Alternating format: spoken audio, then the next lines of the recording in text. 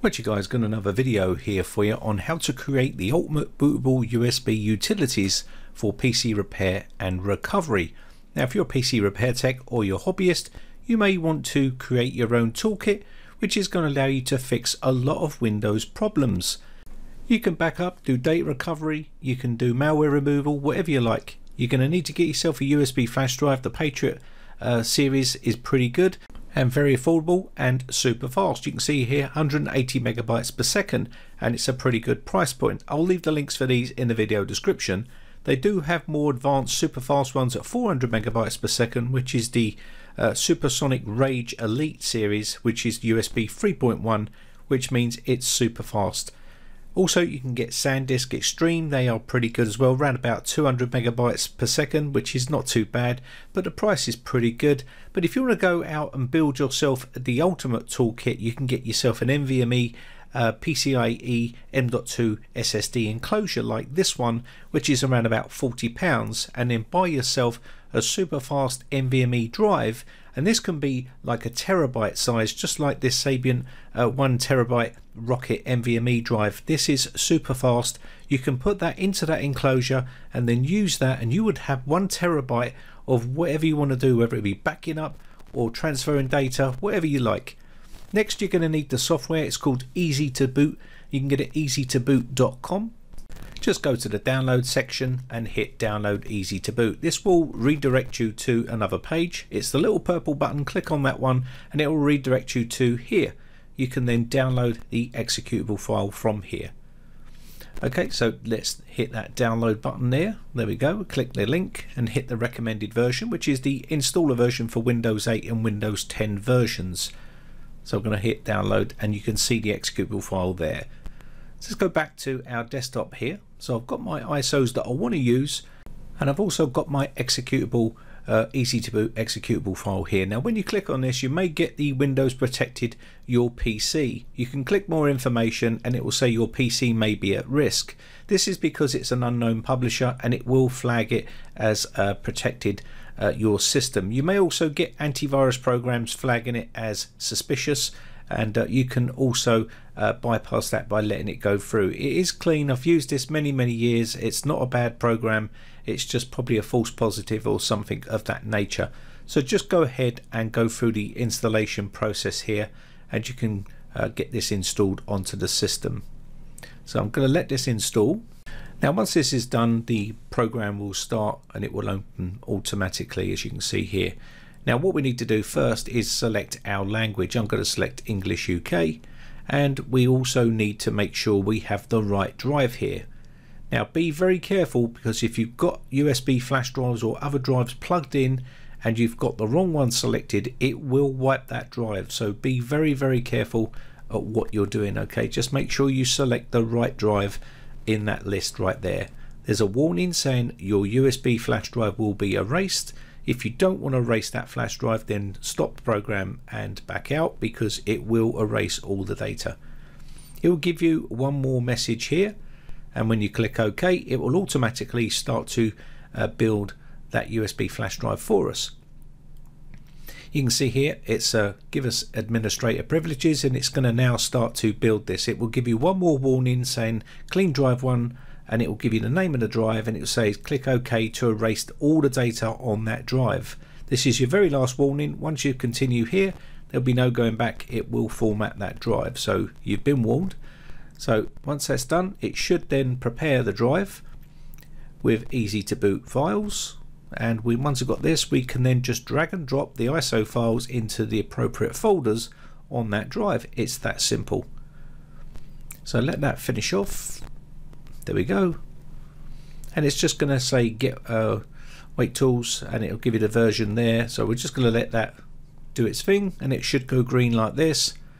And now we can take a look at our USB flash drive. So go into here and we can click on this, and there will be a bunch of folders inside here. And there we go. There they are there. Now this is a really basic beginning video. If you want to see more advanced stuff with this, then let me know in the comments section below. But basically what we're going to do here is just going to drop in our ISO images inside the appropriate folders. So you can see here backup, auto, antivirus, DOS, Linux, main menu, utilities, Win and Windows, and WinPE. You've got a bunch of them here. You can choose what you want to drag your ISOs into, and this will be how they are presented on the menu once you boot it up. So whatever you want to use for your utilities, you just drop them in there and it will take care of it. So let's go ahead and start dropping some of these in. So what I'm going to do here is only going to do a couple just to show you basically how it works. I've got my Acronis 2020 ISO because I have the full version of Acronis, and I've just made myself a bootable ISO from their program. So that's an awesome bit of kit to have. So I'm going to definitely put that into my backups folder here. Just drag that across and let that come across. Now if you do have say for instance live environments like antivirus programs like Kaspersky and stuff like that, you can drop them into the antivirus area there. And if you've got any other stuff like Clonezilla, you can put it into the backup area or into your Linux, whatever you want to do. You can build yours your own way. So I'm going to keep the backup stuff in the backup stuff here. Utilities, maybe data recovery stuff, you can put in your utilities and things like that. So it's pretty simple. So we've got those two in there. Let's go back to the main area here. So I can go to WinPE, and if you've got your WinPE versions, which ones you like, which ones you've created, you can just drop them in here, and they can have all your tools built into those WinPE environments as well, which are really, really useful. So I'm just going to drop a couple of extra ones inside here and speed that process up, not to bore you, because it does take a very long time. This is why it's important to have a super fast USB flash drive. So now we've got all our ISOs ready to go. So what we need to do is test with QEMU, and this is basically going to load into memory. So I'll speed this up a little bit here just to show you. You can see this is the main menu, and what you've got here is your menu, what you've just put all your ISOs into. So backup, WinPE menu, and utilities, and so on. So it's pretty self-explanatory here. And of course what we can do is go into the backup menu, and we can go in there, and this will load up. Again, this is using the QEMU, which is going to be loading pretty slowly because we are loading to memory. But when you boot to a USB flash drive on your computer, it will load super fast, and that's why you want to get yourself the fastest flash drive possible, which is within your budget. So you can see here we've got our Acronis and Clonezilla. That's why you want to probably name your ISO files here something nice so you can recognize them. You can do more advanced stuff there, but that's another video. But basically just click on there, and you can then click on this, and it will then load up Acronis, as you can see here. So we'll just let this load in, and then you should see, hopefully if everything has gone okay, you should then see Acronis popping up on your screen. Now of course I can't go through the full process here inside QEMU because it's not meant for that. It's just meant to just show you that the menu is working correctly, and there you go. We have now got this working. So if I was booting up to a Windows PC where I wanted to back the data up or restore data, I could use my easy to boot USB flash drive, boot up and select Acronis True Image, and then obviously basically use that to put our image back on or back up. Pretty simple stuff. So let's do another one here, so we can take a look. So you can see here WinPE, we did some WinPE stuff here. I haven't finished doing this, I just wanted to show you how easy it is, and you can see we have got some WinPE ISOs here.